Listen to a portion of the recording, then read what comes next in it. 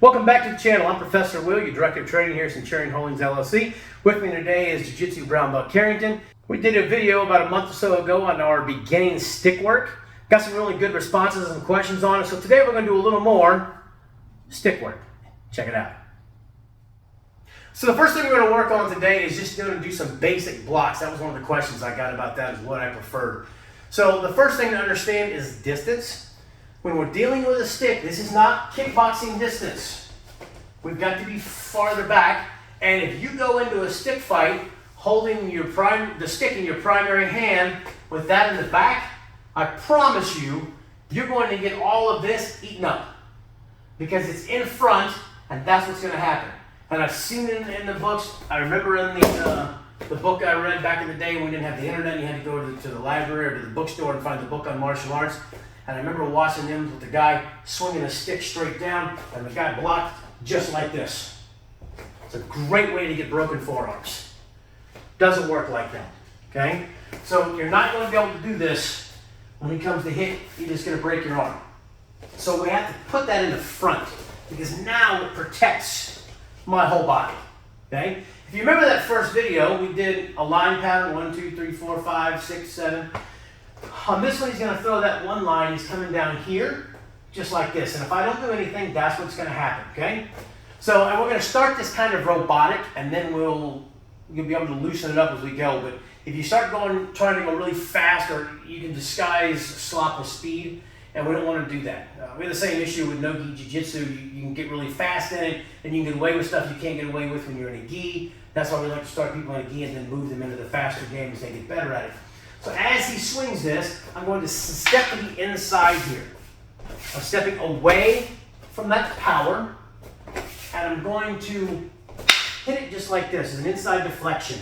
So I actually catch the stick, and I'm touching his hand. And you see that this is now chambered so that it can respond however I would like to respond with it. So the inside deflection, it literally hits just this way so we can work whatever we wish to work. I don't care how you follow up on it. I'm just giving you what the basic block on this is.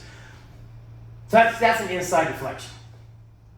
Second block we're going to work on today is very similar to that inside deflection. The inside deflection I'm using against another stick such as this. I'm using on something that's not quite really heavy. You wouldn't want to try that with a baseball bat coming at you full steam. So with something like that, I'm going to use an actual inside block. Again, I get to the inside and I put that stick right in the way. My body is now behind it. That's the key to stepping to the inside. And again, I'm going to touch the hand. I want my hands to kind of be together when this happens so that I get that oomph together. And you notice I'm trying to get as close to his hand as possible because there's less velocity. The real danger on this stick is up here. If I try to hit here, number one, I got nothing to grip. I don't have that strength. I don't want to try and grab this. If this is a blade, that's obviously a bad idea. I want to get inside of it and get that motion stopped. And it's easier to do closer to the source than farther away from the source. So I hit this, and again, that allows me to respond however I would like to respond with a stick. It doesn't matter. So the first one is that inside deflection, where that stick is just hitting and coming through. The second was an actual inside block. So the third one we're going to do is a simple roof block. This one is for an attack coming over the top at me. Obviously, I don't want to do this. If I put this straight up, number one, he's got a lot more momentum and strength coming down than I do, and all I'm really going to do is slow that down as it bunks me in the head. So again, my hands end up going together because I don't want this reaching in front. I don't want that to be hit first, and I'm going to give this an angle, about 45 degrees, just like the roof of a house. My hand is here, and as soon as we make contact, that hand is going to sweep his out. And again, I'm clearing this so that I can have whatever response I would like to have.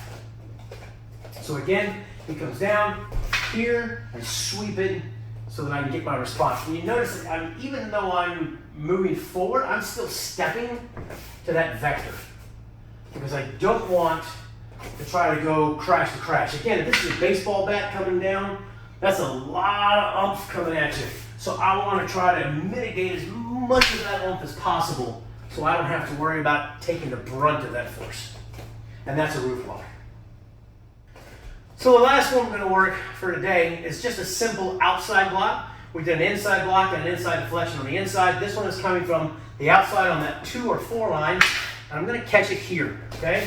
So again, you notice that I'm stepping out of the way, I'm putting my body behind it and getting that in there, and again, I'm getting control of the arm. I don't really grab the hand on this one.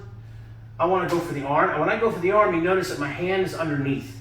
Fingers or palm is up. If you go palm on top, nothing really stops him from slashing through. We're dealing with blades, that's a bad idea. So this time it's coming in, and I step and I get this control right here. And again, this can be used however you want to attack, whatever, it doesn't matter. We're just trying to get that block in. So one more time, I step to the outside, and I get that outside block into my technique. And that's the outside block. You can always check us out on your favorite social media platforms. You can check us out at centurionholdingsllc.net. You can contact us at centurionholdings@gmail.com. You can check out the QR code right there. You can check us out with the Cage Side Fight gear with your 10% off code Dorset or the link in the description below. And we'll see you next time.